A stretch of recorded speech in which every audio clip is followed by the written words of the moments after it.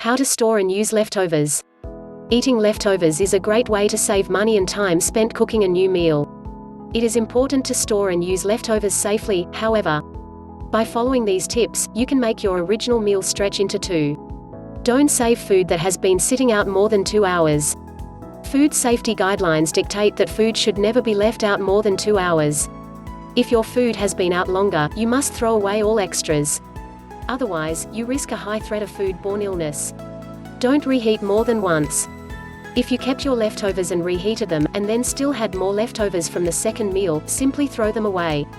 You might wish to keep them and get more use from the meal, but you risk your health by doing so. If you can't use all the leftovers, simply take out as much as you need, warm it up, and leave the rest in the fridge for another meal in order not to waste any. Reheat to the proper temperature. When reheating food, you need to reheat it to a minimum temperature of 165 degrees Fahrenheit. Leftover liquid foods such as soup, broths and sauces should be boiled before being eaten again.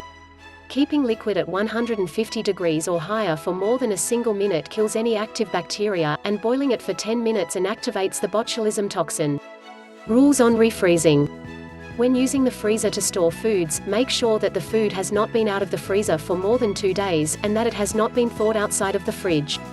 Refreezing should only be done once, and raw food that is now cooked can be safely frozen once as well. By following these rules, you can be aware as to what food is safe to refreeze. Don't store leftovers more than 3 days. At times it's boring to eat leftovers 2 nights in a row, and they end up staying in the fridge longer. When this happens, don't keep them any longer than 3 days. When 3 days has passed, be sure to get rid of them completely.